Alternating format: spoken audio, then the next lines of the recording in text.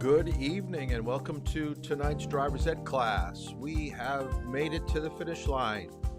So we are going to put the finishing touches on what you need to know in order to do well for your written exam for your driver's license. So sign in and we'll get things going.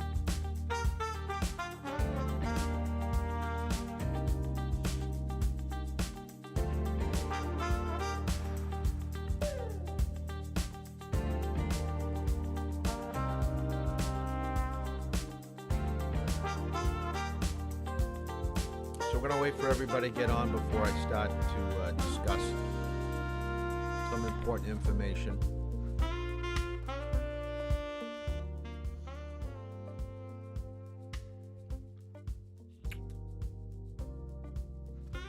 Let me just check my emails here.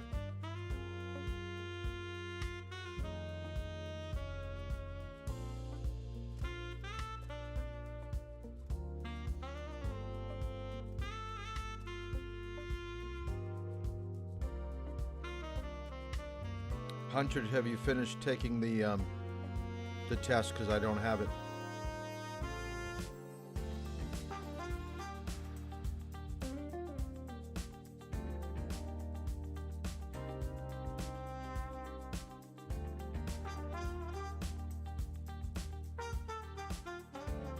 All right. Jeez, should have more people than this.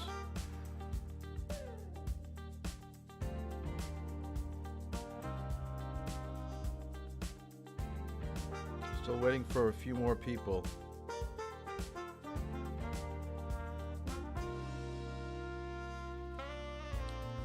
Okay. Let's kind of go over a few things before we get going. We do have some content to go over tonight. So we are going to discuss distracted driving for a little bit. And then we're going to talk about what to expect when you go for your license. Apparently, some people have been texting me. They've forgotten about information that they have to bring to the exam. So we'll kind of go over that one last time because we did discuss it. I think it was our second class when we talked about licensing and registration and titling. So if you ever want to review, remember all these classes have been recorded. So if you want to go back over anything and see what we discussed, then you can always do that too. Some people did not bring textbooks today. I'm kind of disappointed that you didn't do it. I think I have enough to hand out to those that will show up tomorrow from my new class. Because tomorrow, and I think some are coming on Saturday to pick up the material. So you are responsible for handing in your textbook, but making sure that you have your homework done. Because some of you still have some outstanding work that you need to do. Everyone, and like I said, Hunter, I still don't have notification here that you've taken the sample test from last night. So I know you text me before class, but I don't have it. I don't have anything down here. So until I get notification from that, you're not taking the final. And I don't see if Hunter's up here. Not Hunter, David. Let's see if I can find David up here on the top. Because if I don't see anything from him, you're not taking it either. So, oh, just in the nick of time, David took the test right as class. It just popped up on my screen. So it looks like, I guess Hunter will let you squeeze in here for the final. But some of you took it last second, like in the last 10 minutes.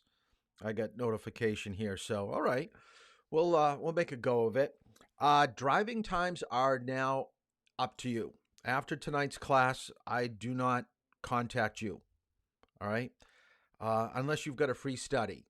If you've got a free study and I've got nobody else but you to drive with, I will try to squeeze you in. But when you are being put in to the next class, you have to sort your way through their scheduling. So now come Tuesday night, I'm going to schedule for Wednesday starting with a new class, and you do not get top priority. All right, so this should have been done in the last 6 weeks. Uh, so contact me and try to make yourself available, and we'll try to work from there. Um, Paperwork, for some of you, I'll be dropping it off tomorrow at school. Text me and let me know what is going to be best for you. I'll be at the school quite a bit next week, so there's no need for you to get your paperwork if you don't have your 40 hours. You really only need your paperwork when you go for the DMV, so I've got to get it to you before that point.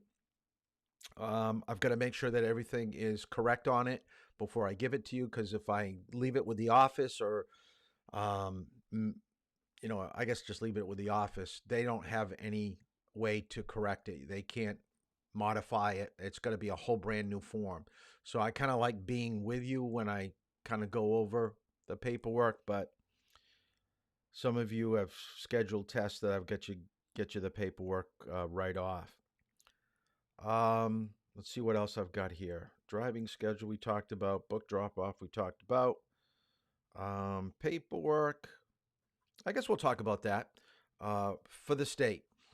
Remember, your driving exam is broken into 3 parts. You're going to do the eye test first, then you're going to do the written test, and then you're going to do the driving test. But before you go, you have to schedule online.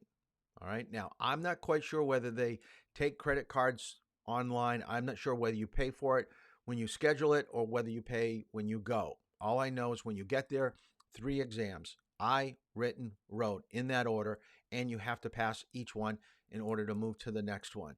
Now, when you go to the DMV, this is the way it used to be. You would have to show 2 forms of ID, and that was a sample question from last night. One being your original birth certificate. Now, most of you have given me copies or passports that I have in my folder, in your folder actually, but it can't be a copy. It has to be an original. A passport will do, a school ID will do, a social security card will do. So there are other ways to show proof of who you are, but you need 2 forms, one being your birth certificate, passport, all right? And the other one could be something different. It's $50 for your license. So like I said before, whether you pay online or whether you pay when you get there, 40-hour log has to be done. Okay, that means that the state log, and I don't have a copy on my screen. I don't have one here on my desk, but that is something if you take a look at, and I do have this, I gave you a course outline, what we're covering in class.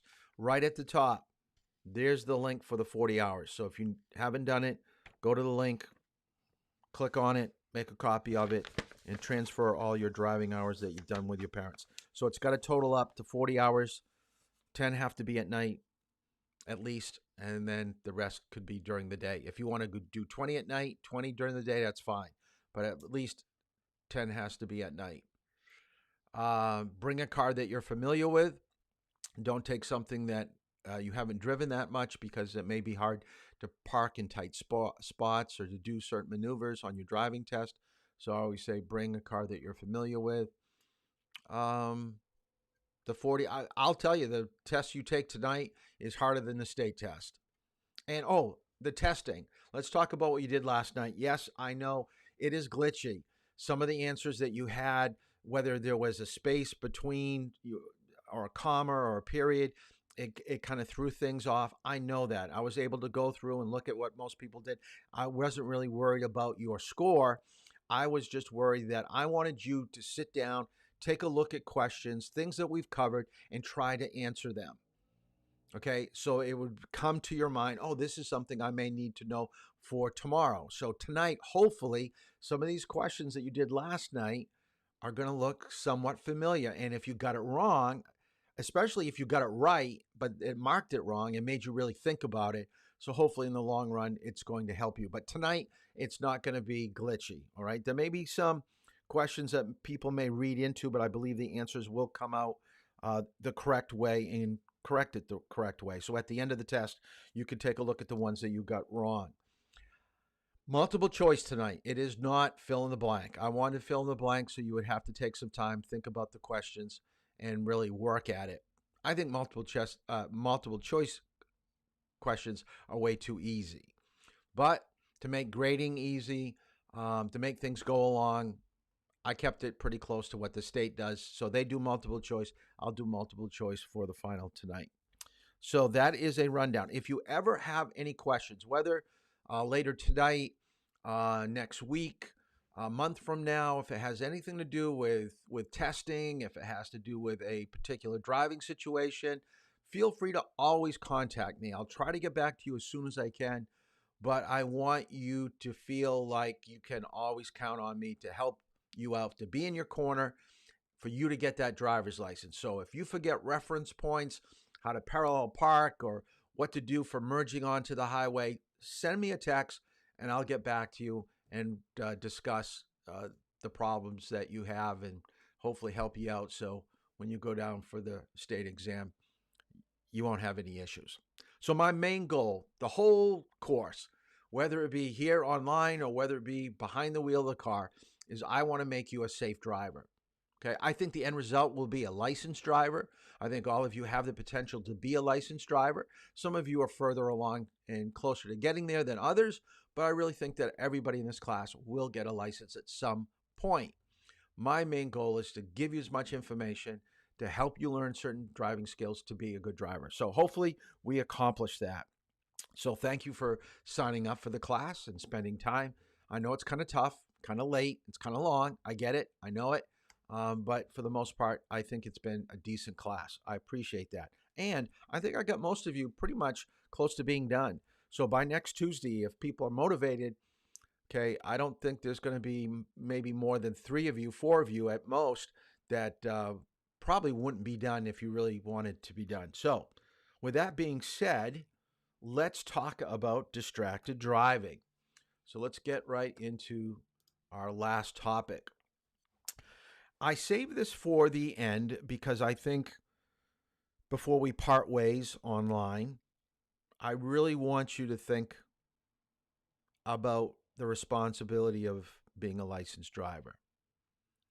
Within days or weeks, no one's going to be in the car with you once you're a licensed driver anymore.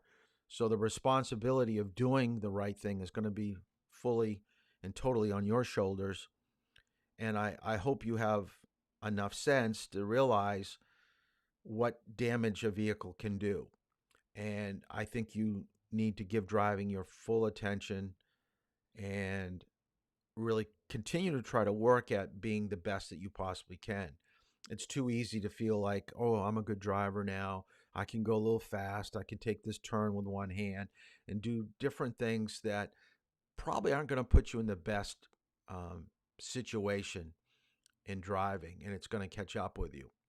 And distracted driving, excuse me, is one of those situations where we get so comfortable with driving that we can take our focus away from the roadway and start eating, texting, talking on the phone,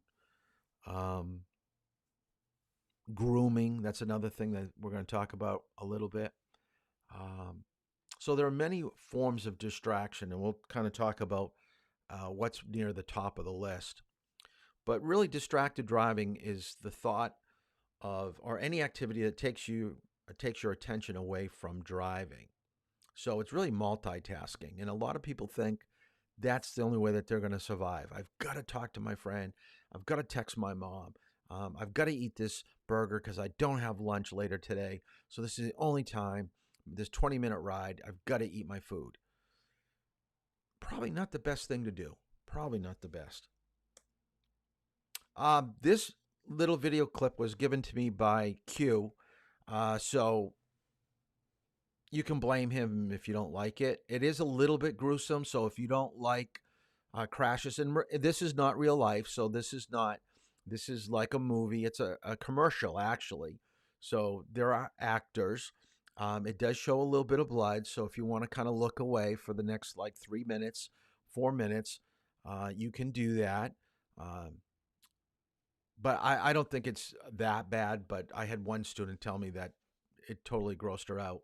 So, all right. So this is a commercial that was made over in, I believe, Wales or Ireland, and the director used his own family. When you see the car, um, a husband and wife and two kids in the back, the husband is actually the director, and it's his kids that are in the back. So, like I said, this is not real life, but I think it's a pretty good commercial.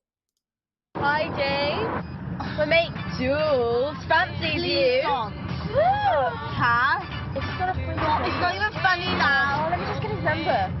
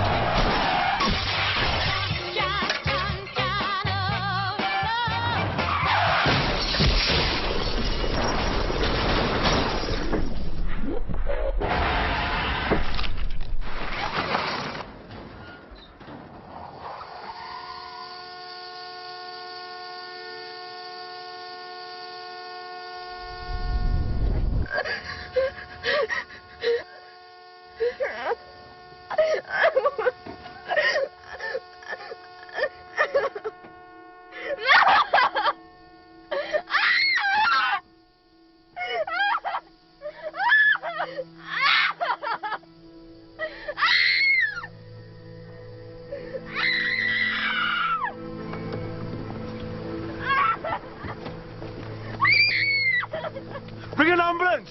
Bring an ambulance!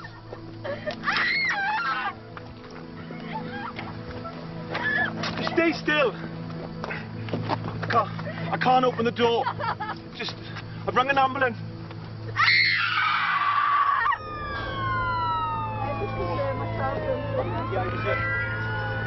We've got other people on the route to help, okay? Please, look straight at me for a second. 3 vehicles have been involved. Right. 2 people in the vehicle there. I can't get any response out of them Are they the ones in the front or the ones in the back?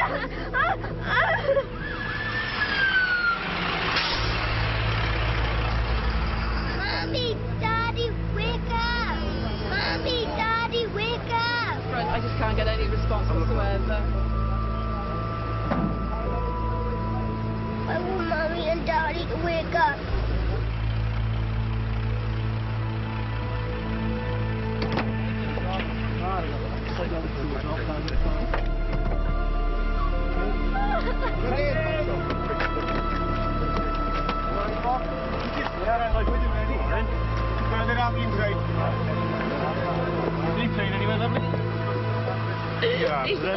Any pain in your neck at all? You're nice and still for me. Alright, keep looking at me. Alright. Cassie, can you hear me?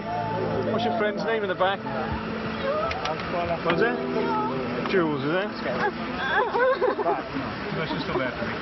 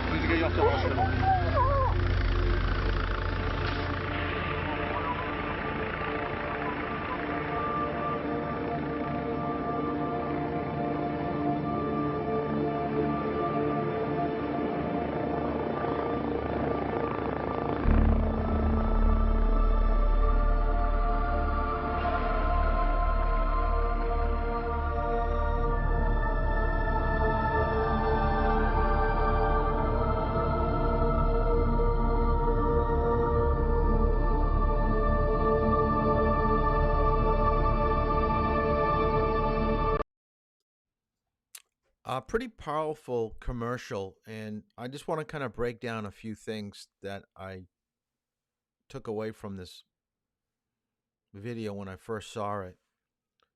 is the first thing is, of course, the distracted driving. It wasn't just the driver, it was everybody that was in that vehicle was looking at the phone. Don't you think that it would make more sense for a passenger to maybe tell a driver what's going on with messages and, read it and, respond? Why was everybody looking at the phone? And noticed that they were leaning forward. So it questions too. We talked about safety equipment. Safety equipment's only going to work if it's being used or used correctly. So leaning forward, things like that aren't going to help in a crash. And wouldn't you know, the driver's the one that lives. That's usually, I guess, percentage wise, I think they've said they find out for whatever reason, most of the time, that it's the driver that lives through it, but the passengers and the innocent victims on the opposite side of the road are the ones that get the brunt of the crash and injuries and death. But how many people were involved? I think we had a count. Usually in class, we kind of debate, how many people probably passed away from the video. But we definitely know that there were probably, 2 in her car. The mom and dad probably did, maybe even the baby in the back. But we had the toddler that was questioning what's wrong with her parents. So she could be an orphan. An older couple was hit. And by the way, remember, airbags come out once. That's another thing that we talked about in class. Once you hit something, you get spun around, get hit again. You don't have the benefit of the airbag anymore. And it was kind of that terrible sound of a neck cracking, where that could have been the final straw, the second crash of doing that particular person in. All the fire and police personnel that had to come out. We talked about the scene of a crash and getting people there as quickly as possible to make sure that we treat people. We talked about insurance. What do you think it's going to cost?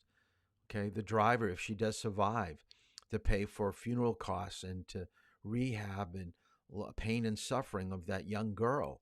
I mean, it's going to be astronomical. It's going to be well over $1 million, all because she was looking at her phone for a few seconds. So we've got to weigh what we do with what the negatives are going to be. And by far, doing things in your car, it's not worth it. It just isn't something that you should sacrifice. So pay attention. I'm not really into numbers, although I thought it was kind of shocking. Look at all the injured people. So yeah, roughly 3,500 people died in 2015, but look at the number of injured people, and that's all preventable. Every single one of those are preventable. That should never, ever happen. But over on the right-hand side, I do want you to write this down because I think I do have one question on the final dealing with distracted driving. Now, when it comes to driving, it begins with our thought process, our mind, how we see things with our eyes and process with our mind of how we're going to steer, how we're going to position our car, and what we're going to do. So you're at a disadvantage when you're looking away and not picking up information. Remember the class that we had on inattention blindness or change blindness? This comes to play with distracted driving. So there are 4 ways to be distracted: manually, visually, cognitive, and auditory. So let's take a look at each one. The first one is cognitive, and this is distraction by thought and concentration. So you may not think this is a big distraction, but when someone is talking to you in a car, you have to process what they're saying, and it may take your focus away from picking up signs or pedestrians or light changes. This is why the state restricts who you can drive with, only one non-relative for the first 6 months, because they want to strengthen your driving skills for 6 months so you don't have multiple, like 3-4 friends in the back. That's, threefold, quadruple-fold distractions when you got everybody talking at the same time. And using your ears, listening to what they say. Visually, it could be looking at your phone, It could be looking where to pick up a cup of coffee, where's the handle, how to take the wrapping off a straw. All those things are visual that's taking your attention away from the roadway. And then, of course, manually would be making a phone call, texting, picking up a burger, whatever. All these things, you're taking away the percentage of being total in on driving. So no longer are you 100%, you're like 90 or 80%. And that's where a lot of people say, well, I'm still okay at 80, I'm also okay at 90, until the time comes when you need that 100%, when someone runs out in front of you like an animal. So from top to bottom, the worst by far is texting, then talking on the phone, changing or playing music, eating, grooming, passengers. All these are different forms of distractions. And here's the percentage. I believe Liberty Mutual is the one that did this study years ago. And the thing that I want you to write down, okay, I want you to remember this. Most people feel that they can take their focus away from the road for up to about 5 seconds before they refocus on the road again. Down at the very bottom of the paragraph here is the average time texting drivers have their eyes off the road or send a text is 4.6 seconds, so roughly 5 seconds. And at 55, you're going the length of a football field. So next time that you drive, tell your parents that you want to try an experiment. We talked about it in driver's ed. Mr. Toll said, if I close my eyes for 5 seconds, I'm going to go about the length of a football field. See if your parents will let you do it on a straightaway, like on a highway, and have them just close to the steering wheel in case the car starts to go. That way, and when you open your eyes, you can see where you are. Are you still in your lane? Are you over the left line, the yellow line? Are you over the white line? What did you miss? Did you miss a sign? It's amazing what people will do when they're looking at their phone. This is got to be updated, so I haven't updated this for about 2 years, but every state now has some type of ban on texting. So don't think once you leave New Hampshire, oh, wow, I'm out of New Hampshire, now I can talk on my phone, now I can text. No, you can't. Every single state has some ban, and I would say all of them have very strict bans on under the age of 18. And not that, as you get to be an adult, you get to be a better driver while you're texting and driving. That's not the case. But they're really trying to penalize young people from starting to form bad habits. I do want you to write this down. I didn't put this video in here because I didn't want to spend a lot of time. But texting and driving has been shown to be as bad as drinking and driving, meaning your behavior behind the wheel kind of mimics where you go a little bit slower, you drift, you don't stop where you're supposed to. So an officer may pull you over thinking that you're drinking and driving. In reality, you're just on your phone. I found this, and you'll kind of find this hard to believe. Remember, some people feel that they're talented with multitasking, but just because you can do something doesn't mean that you should do something. Here's case in point of someone that is talented but shouldn't be on his phone. Ja.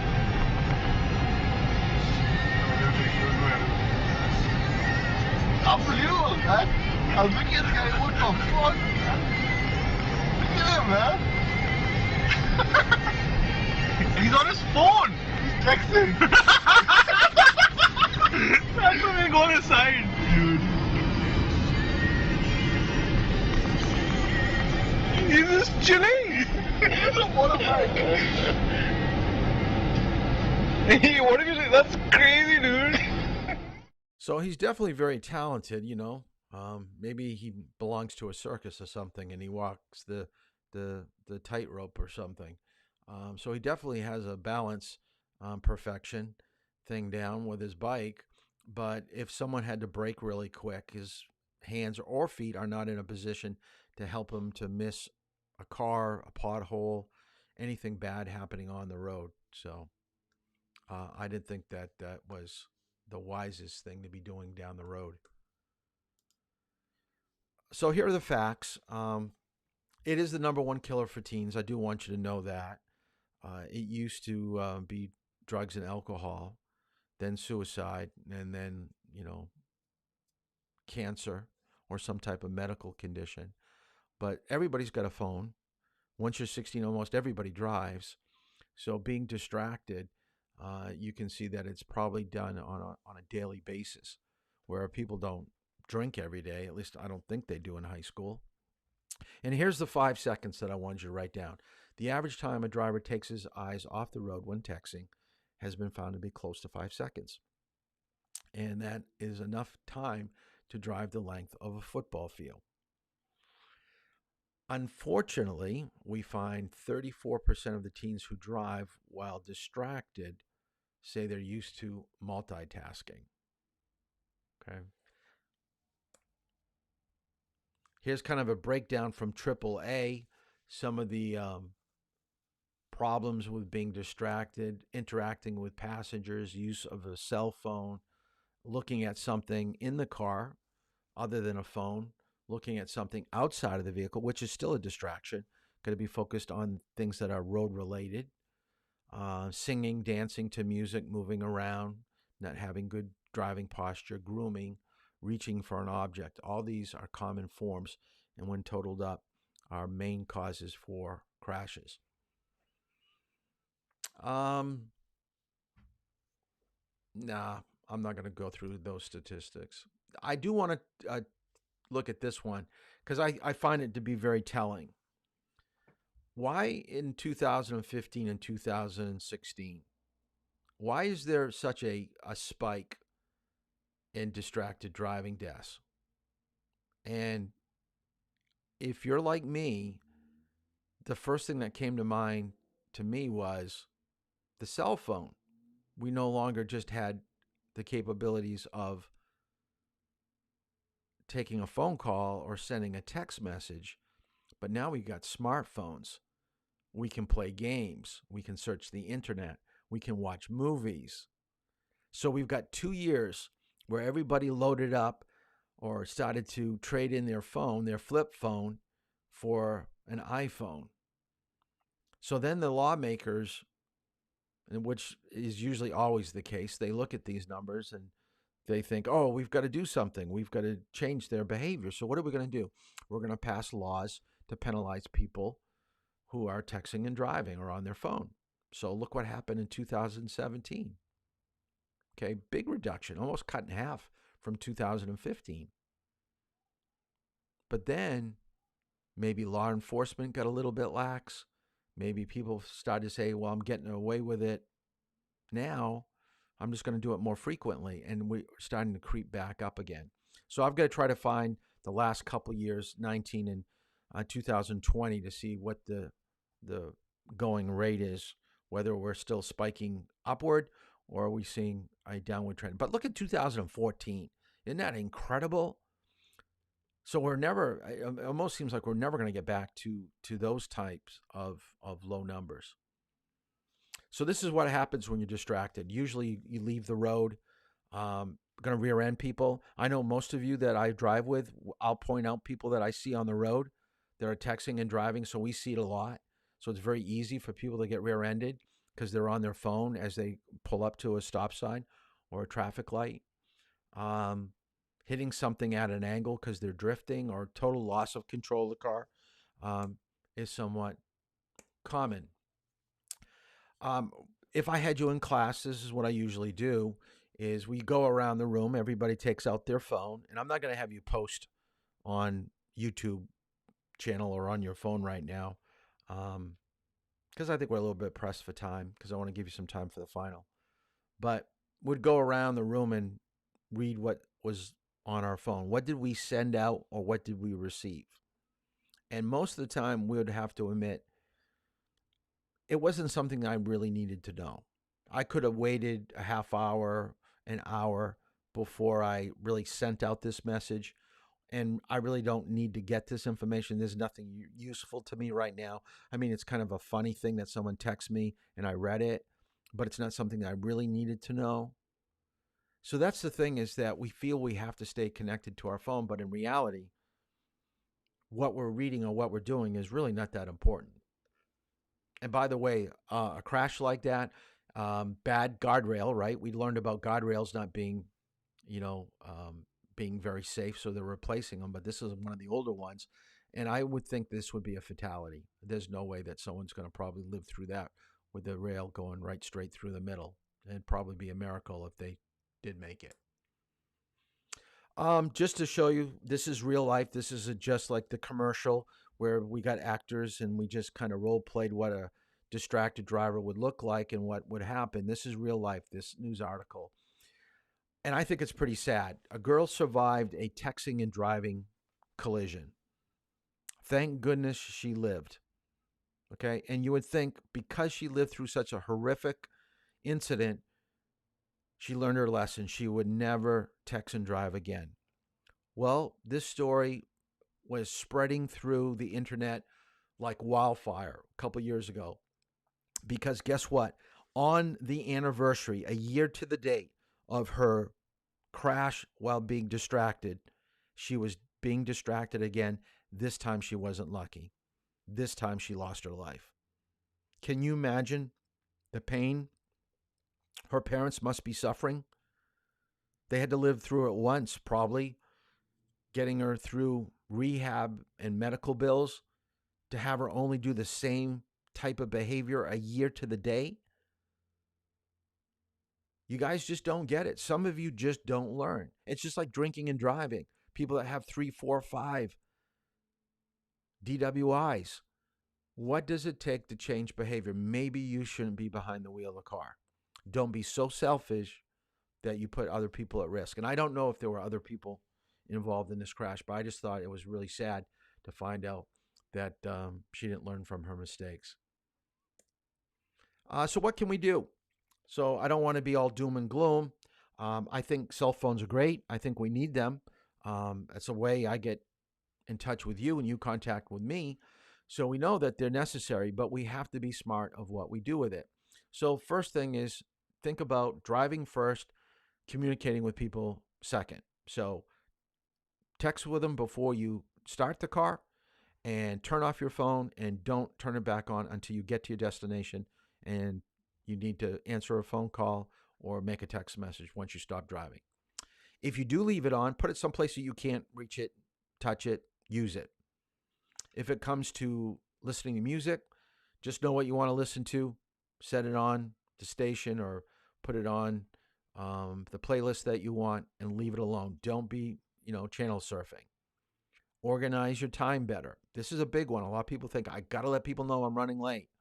Pull over the side of the road. Doesn't mean you have to be driving to get that message to somebody. It just means you're going to be smart. Okay, pull over, but you've got to do it in a parking lot, driveway. You cannot be on a paved portion of the roadway and on your phone. A lot of people think that, I can still text when I'm at a traffic light. No, you can't. That's illegal. If you're in your car at a stop sign or a traffic light and you're on your phone, you will be given a ticket if an officer sees it and if they want to enforce it. You cannot be on the roadway. It has to be off to the side. And make a better effort to stick to what you're doing. Some states, like in Tennessee here, they're actually getting up into semi-tractor trailer trucks, which are up a little bit higher, and they're looking for people that are on their phone. So most people go, I see a police officer, I better slow down, or I see a police officer, I better get off my phone. Well, guess what? They know that's happening. So what they're doing is that they're disguising themselves, and they're using other types of vehicles, and they're just radio upping ahead to another police officer, say, pull over that blue Mustang. Okay, he was on his cell phone for the last 30 seconds. I was right next to him. So in some states, this is what they're doing. So in New Hampshire, I want to give you some idea of what the law is. So it's been in effect for 5 years. It will be 6 years come July, so almost 6 years. So no use of handheld devices to give voice or data communication. And this is for adults. This means tablets, iPods, iPhones, everything. Okay? You can only use your phone for 911 if you're moving. Bluetooth or other hand-free electronic devices will be allowed. But let's skip down to the very last little dot, which we call a bullet. Teen drivers under 18, which will be you. You are not allowed to use any device. Bluetooth, can't use it. All right. Now, I don't know. A lot of people say, well, how do they know if it's connected to my car? How do they know that I'm just not singing or talking to myself and that I'm not talking on the phone? They don't. I know that. Okay. But you also know that when you're talking and listening, that you're in deep thought, that you're not probably at your best. So be very careful if you do use Bluetooth in your vehicle, because you're not supposed to do it until you're older than 18. So what's going to happen? What are your penalties? First offense, $100. Second offense, $250. Third offense with 2 years, $500. And every state has their own fine schedule. So just be aware of that. So when you cross the border, you're going to have to comply to the laws from that particular state.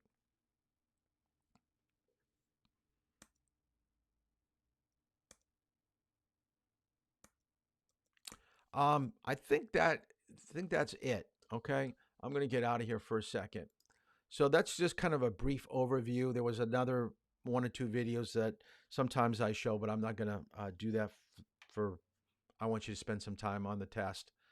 So taking the test, take your time, multiple choice. Please try to do it on your own.